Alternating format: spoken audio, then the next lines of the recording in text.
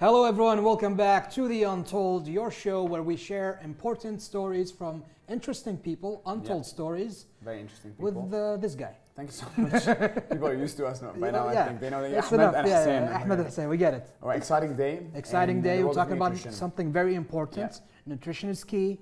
I know, this guy saying things like this doesn't make sense, but nutrition is key, trust me. And we'll learn more. I love doing that, trust me. It just helps me, okay? All right, let's get it going with the doctor. We're getting Dr. Ahmad right after this.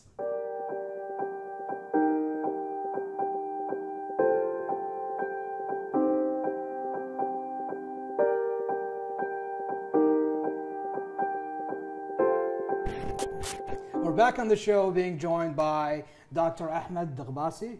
Welcome on the show. Thank you. Welcome to Untold. Thank you. Glad to be here. We'd like to first maybe just start very general. Yeah. What do you specialize in? Why you joined this major? Why you followed this path? Definitely, thank you. Pleasure to be with you here. So I'm an assistant professor at College of Life Sciences in a really amazing department called Department of Food Science and Nutrition. Nice. I joined there, I think, 2014. And then before that, I was a dietitian at Ministry of Health. And then before that, I was on a scholarship, and then I studied in the US dietetics. So that's what I do. So what did you study firstly after high school? So after high school, dietetics, which is the application of nutrition, the medical application of nutrition. And then I came back to Kuwait, worked for a year, and then applied for a position at KU. What intrigued you the first time? Well, if you ask most dietitians, really, or most nutritionists, we all wanted to go first to medical school.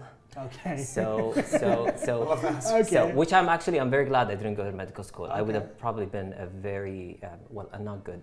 I'd not liked my job. I wouldn't have enjoyed your job, but job. you envisioned being a doctor first. I did. Okay. Funny thing, I've always. I've struggled with weight when I was young, when I was in high school. Okay. And I was always thought, why, do we lose weight sometimes and then we gain weight? So there was really that interest. Why our bodies fluctuating throughout Definitely. the years. Yeah. And even when I wanted to be a doctor, I wanted to be an endocrinologist, so a doctor that specializes in hormones and basically obesity, weight problems. So I really, got a scholar. My choices were medical school, engineering. I didn't even think of engineering. Okay. Don't have the brain. It's oversaturated, I think. Exactly. I love the curiosity though. You're very curious about it. I can see it. And then I've heard about dietetics. I knew about nutrition, never knew about dietetics. How do you say it? Dietetics, which is really the using food and nutrition as a supportive therapy for medical diseases or health conditions. Oh, fair. Okay. So mostly you work in the hospital, clinical patients, really not just focused on weight and body image. Really, you work with those that no one wants to work with. Kidney disease, heart disease. See, that's the thing that people don't see, perhaps, the side of nutrition, because people just think that nutrition is about gaining and losing weight, fats, carbohydrates, and so on. 100%. It's common misconception. It's really hard for dietitians because everyone thinks of them as just weight technicians. Yeah, true that. Weight specialists. And if you think of it from even a business model, that's where the money is. But I mean, a lot of us didn't choose really this job because of just the money. We really love to help people. You want, you kind of have a purpose. Yeah. And that satisfies your purpose. But I feel like that misconception is obviously leading to a lot of issues in the world. I mean, if we look at countries like Kuwait, for example, we obviously face a huge percentage of obesity. Like one of the most obese nations in Kuwait, it's in crazy, the world. But statistically, is there a reason why, or what is causing obesity in the country? Sure. Well, I mean, let's talk about these reports or studies. A lot of these studies have limitations. They're not the best of the studies. Okay. They're amazing. They're called cross-sectional studies. So cross-sectional studies, the easiest way to think of them is, you take a picture at a certain time, at a certain date. That picture does not represent the past, the future. It just represents that. When they do these studies, they actually look at people that are close to where they did the studies, hospitals, research centers. So who are the people in the hospitals? Really the most sick, the most problem, the most people that have health issues. That's not really my statement. Is not denying that we have a major issue. Right. but I think it's being over exaggerated. It is not as. I mean, the thing is, I think they're flawed studies that are being used as. I wouldn't say flawed. I mean, I think it's limited. Okay. Really, they're good studies. Okay. But I guess the issue still exists. This definitely. Right. I think we've really been focused on obesity, and we neglected an overweight. First of all, overweight and obesity are completely two different things. True. Can we differentiate them? 100%. I'll come back to this. Simply, obesity is considered by many a disease similar to diabetes. Yeah. Overweight is just really having a few kilograms. Again, it's better not to have it. And then, we think that if you look not overweight or obese, if you are on the BMI within the normal range, and I'm putting quotes because there isn't anything that is normal weight, right? That doesn't mean you're also healthy. In fact, a lot of people that are sick are actually normal weight. Yeah. I mean, if we look at the elderly, a lot of them are sick even without weight. Yeah. So let's distinguish between really overweight and obesity. First of all, it's a range based on observation.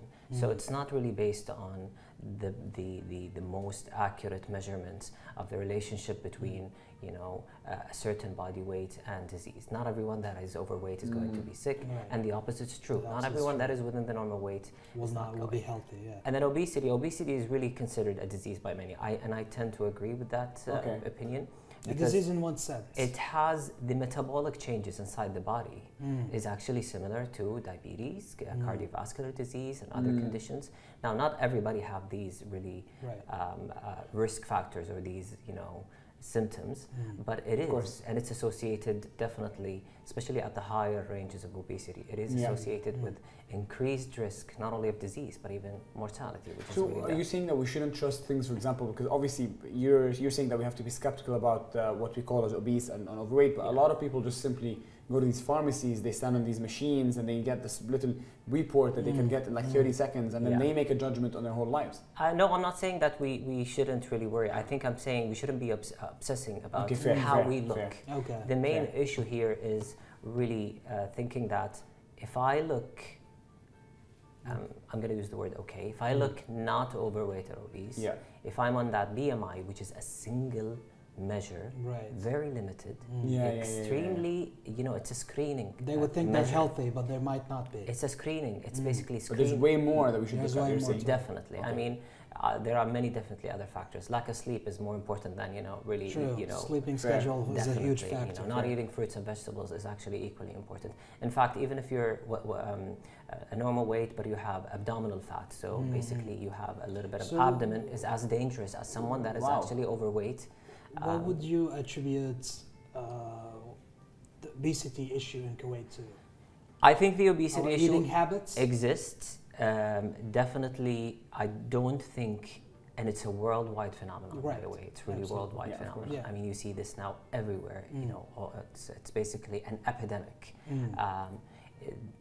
I'm not sure why. There is a lot of different factors. The thing I'm going to say, obesity is not a homogeneous condition. It's a heterogeneous condition, meaning people have different drivers, different causes of obesity. So if you bring 10 people that live with obesity, these 10 people could have 10 different reasons. One could be medications. The other could be really mental health. Other factors could be really lifestyle. Really, it could be the biggest component that we can change and we can influence is really lifestyle, diet, and things like the food environment where we eat. So if I can spend a minute on the food environment, think about your daily choices. How much do you think you are in control? And how much do you consume? No, how much do you think you have a choice in what you eat on a daily basis? Has your own choice? I'll be honest, it depends on the situation. You do. You can't control everything you consume. So imagine, I mean, I teach at the university. Students spend at least 8 to 10 hours at the college. And their options are limited. Yes. I see what you mean. And then when you even go shopping, you're actually buying what's being sold for you and being marketed.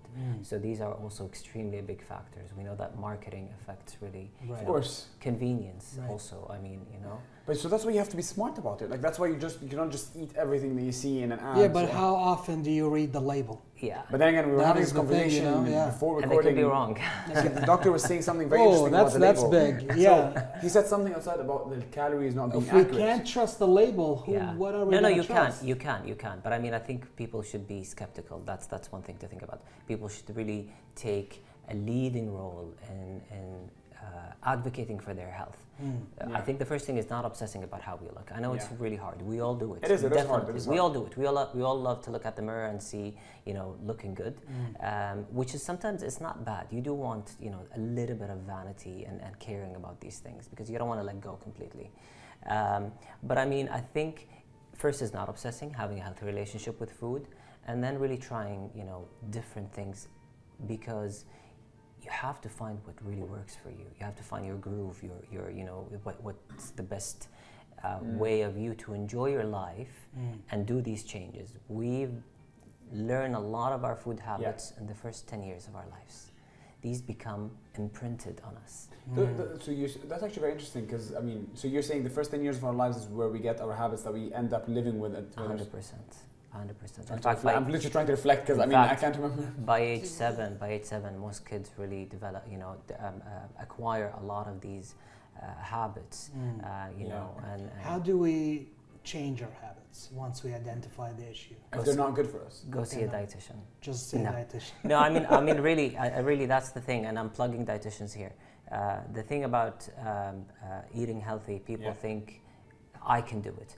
Many people can succeed. But I think the best investment is really going to see a dietitian. The thing with dietitian is finding the best dietitian to yourself. And then really, again, finding what works for you and trying, because even if you go see a dietitian, any clinician, any counselor, any therapist, they're actually there to hold a mirror and then tell you, maybe you should try this, give you solutions. Unless you try them, then it won't. Is there such a thing as the perfect diet? There is, well, first let's define diet. What is diet? Diet is what you eat. Diet is what you eat is your typical food every day. Right. So it's misused everywhere in the world as a weight loss program. So diet, but we're gonna use it still as when we say diet, we're gonna use. I think first is we need to define things. Are we talking about living healthy? Are we talking about losing weight? Then the other question is, do you need to lose weight? Why do you want to lose weight? It's like putting a lot of goals for ourselves and working towards goals with. Is because if we put a lot of hopes and unrealistic dreams and on weight loss, what happens that when we reach that goals, if we reach that goals, then we actually are not happy because it wasn't the right solution. It wasn't something we need. I think a lot of the patients I see, I tell them you don't need to lose weight. You actually probably need to eat better, become more physically active, not exercise if you can't exercise. Depends on the body itself. And then just enjoy life, and then it comes true. I want to interrupt, just ask, so obviously when you walk around today, you see a lot of these, we have so many trends like organic products, organic foods, superfoods. There's literally 100%, and there's so much on the shelf today.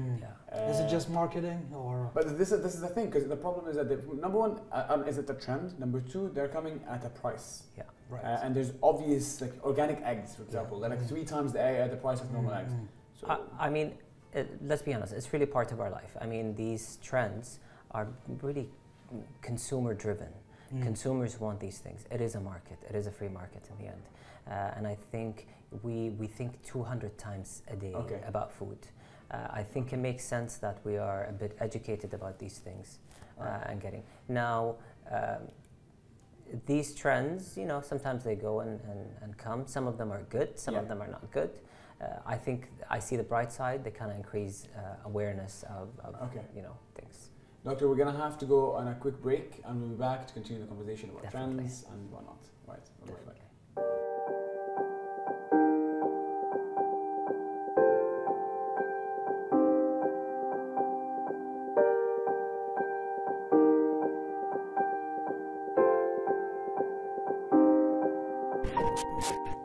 We're back on the Untold, continuing the conversation with Dr. Ahmad. So we're talking about trends and diets, and I guess some people say you are what you eat. What do you think of that quote? I think to a certain degree, yes. I mean, we joked a little bit before, I think it is. It is because definitely what we eat affects everything, not only physical, but even mental and psychological, definitely. I think the best way to think of diet is as a preventative tool. A lot of people have high hopes as diet, your medicine. Maybe not, but definitely diet is the best way to prevent disease. A lot of the diseases we have today are diet and lifestyle driven. Some diseases are genetic, some diseases are viral, some diseases are, but I mean, most of them, definitely the biggest killers, heart disease, or, cancer. A lot of cancers are definitely related to also what we eat and stuff. Could it cure? It couldn't cure, it could manage, it could prevent. Definitely. Okay. Prevention is key. But I mean, depends. Some cancers are also related to genes and stuff. So perhaps just random question in the middle. I mean, talking about these things, do you feel people are misinformed or uninformed? I think people are misinformed. Definitely now. Definitely there is a lot of us, I can't remember the fallacy, a lot of us want to believe what supports our values or our beliefs, our own beliefs. So definitely, and it's confusing, I have to say, nutrition is a young field. It's 100 years old compared to medicine, physics, chemistry. Definitely, we don't have the tools that medicine has. There is no blood test or an x-ray that would tell me what did you eat. I mean, if I ask you now, what did you eat yesterday? You might forget a few you things. Probably will forget. What about, a lot of these studies ask people what did they eat in the last 6 months. A major flaw in nutrition science is we do these single foods. I get a protein food, I test it, I was like, oh, protein is the most important, or I get, but we don't eat single foods, we eat mixed meals. Right? How can you tease all of these different things? So I guess, what is a balanced diet? A balanced diet is really simple, really simple. Making sure you have, the 4 food groups: fruits, vegetables, grains, which is carbohydrates mostly, protein foods, and then what am I missing? And we were touching about organic and all that stuff. Is it a factor? Depends, yes and no. I mean, I think the cost benefit is like, studies show that, and you can't really study these things, that organic food has no nutrition, does not have more nutritional value compared to conventional. Some studies show it might have less toxins, it might have less pesticides, but again, the way we measure pesticide risk, we measure contamination or exposure per 70 years. These things are really hard to study. And I think, so we have to really, we can't study humans, we have to kind of do a retrospective study or things like that. Certain things I would buy organic. If it's expensive, it's outrageous. I'd rather you eat, a fruit, that is not organic. If it's a barrier, then it's not a good thing. So definitely. And when we talk about kind of like obviously the different nutrients and the buzzwords that everyone talks about, the fat and protein, carbohydrates, blah blah. But I think, shouldn't we also be able to acknowledge that there's good fats, bad fats, good protein, bad protein, good carbohydrates, bad carbohydrates? Like a fat from ice cream is not a fat from cashew nuts. Ice cream could be not bad. It could be. I like this, doctor. especially in the hot, definitely. But I mean, I see your point, definitely. In fact, the funny thing you said that. So you've heard of saturated fat, which is really fats that are associated with a lot of health, risks.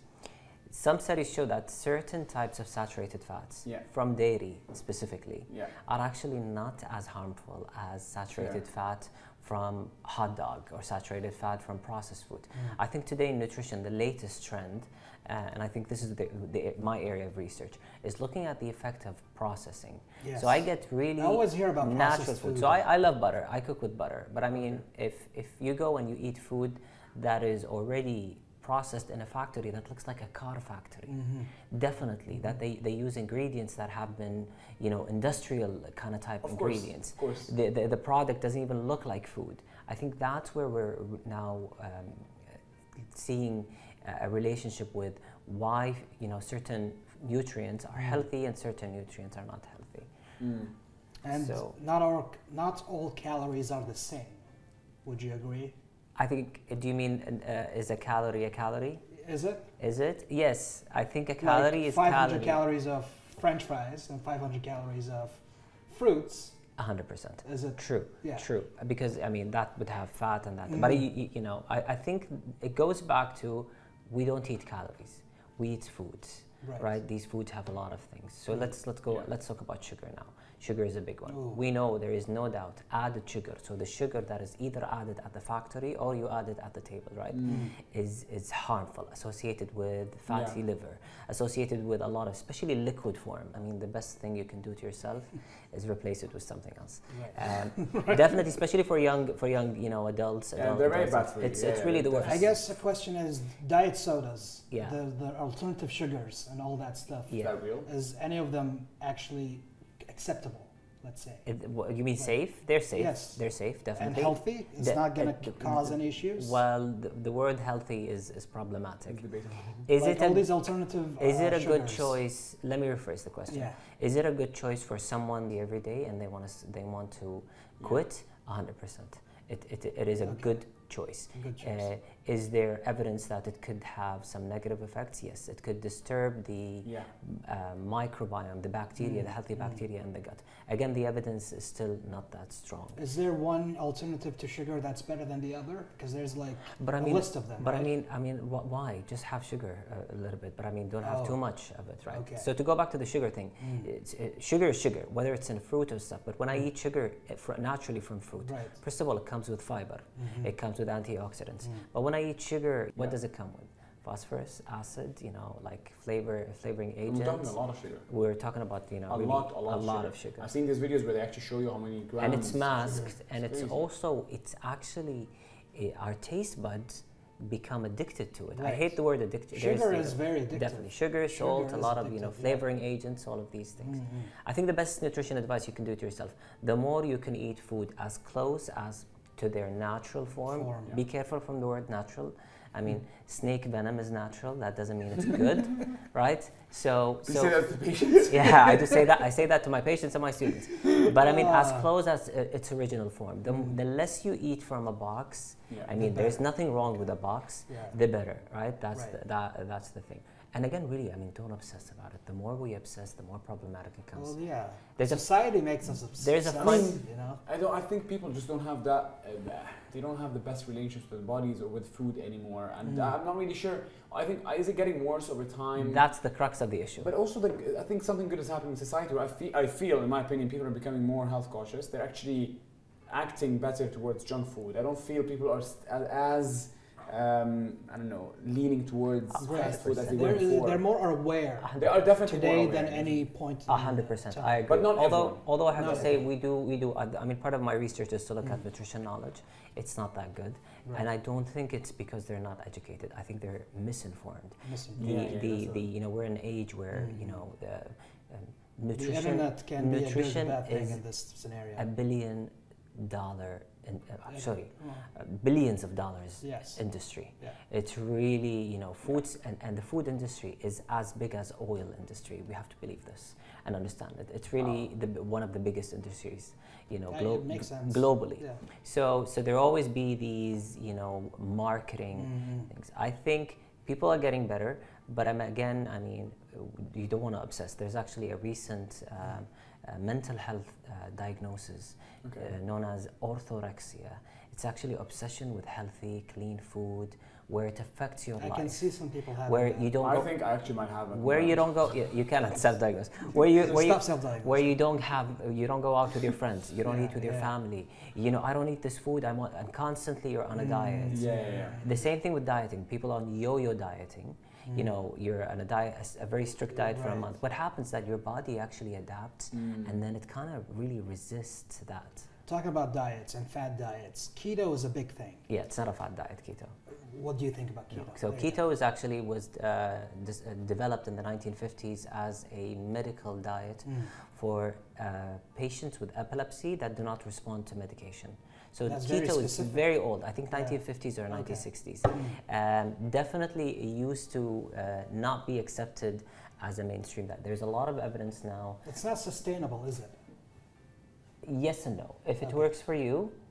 But once you stop there keto, is I have to say there is a back. healthy keto. I have to say there is a healthy keto. Healthy keto. It becomes a fad. Any diet becomes a fad, even the healthiest. Yeah. When people just do it just to reach a weight loss or a degree of weight loss and they stop. Doesn't work. But that's why with dieting. keto, you can't really stop. If you stop, it goes back. I mean, the biggest challenge with weight loss is actually the maintenance. Yes, absolutely. It is easy to climb the mountain, but I mean, can you stay? Especially if it's called mountain. Takes one to know one. I think. Quotes as well. I like that. But I mean, really, it's really changing our mindset. Maybe we don't need to lose weight. Maybe we need to think of other things. Stay healthy, not Okay. So if we were to focus on the daily lives of people that are trying to maintain a healthy lifestyle, obviously a lot of nutritionists and just general people, they speak of perhaps supplements. Yeah. And there are such a long list. If you go to any pharmacy, you'll see a huge shelf full of supplements. And I actually go through that dilemma all the time. I'm walking, I'm like, should I be taking fish oil? Yeah. Should I be taking vitamin D, E, A, B, C, D? What should I be taking? Multivitamins every day? Yeah. Twice a day? Just eat the fruits and veggies and you get the vitamins. Because I don't know, some people say yes, some people say no. What's the actual answer? Again, I mean, I think, seeing a specialist, whether a specialized medical doctor, because believe it or not, most medical doctors are not trained to be dietitians or nutrition. They don't take any courses about nutrition. Some of them are great. They do, especially the obesity specialist, the endocrinologist. Some of them are really well versed. So go seek, really see a specialist. And the best way to actually know this is to look. I can look at your diet record for like a week, and I can tell you if there is a potential deficiency. And now, in nutrition, we always think food first. Sometimes it's difficult for a number of reasons. So supplements could be a choice, but definitely not always. In fact, we know that a lot of these supplements have contaminants, lead, which is a neurotoxic. It's toxic to the brain. A lot of these actually have ingredients that are not really the same ingredients as they are, and it's actually the biggest brands. Wow. So I wouldn't definitely. So who do we trust at this point? I mean, again, really can't trust the FDA. Can't trust the FDA. That's the thing. No it's funny you said this. The FDA regulates supplements as it regulates food, meaning they don't test foods. When did you hear the FDA goes like, oh, there's tomatoes, let's test the tomatoes? They don't test them unless there's a recall. Someone complains. Right. Supplements are not tested unless someone complains or someone does a study. So really, there is no regulation on them. If you see an FDA, it's actually incorrect. So go see a dietitian. I mean, you can't just do also blood work. Do you advocate against taking supplements then? I think what I want to say, most people that take supplements don't need them. Most people that need supplements don't take them. The same truth for medications also. So some supplements, yes, I do take supplements. I mean, I take vitamin D and omega-3 because I mean, I'm not eating enough, definitely enough fish. Okay, fair. That's why. And what happens when it goes down a little bit? Nothing. I mean, it increases your risk of certain health conditions.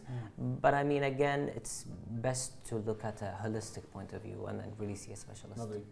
Well, thank you so much, Doctor, for that honest advice and information. We learn something new every day. Very interesting conversation. Thank you for your time. My pleasure. Thank you. Thank you very much. All right. Shall we? I guess we have to get to the end of this, and we'll be right with you with the wrap up.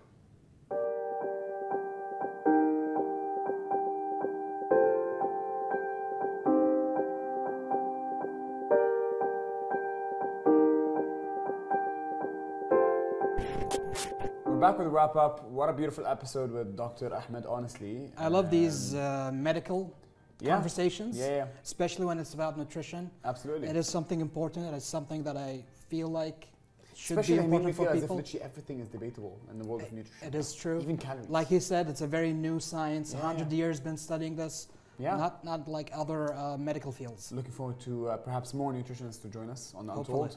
This is an open invite to them. It is actually. All right, good night to everyone, and thank you so much for watching.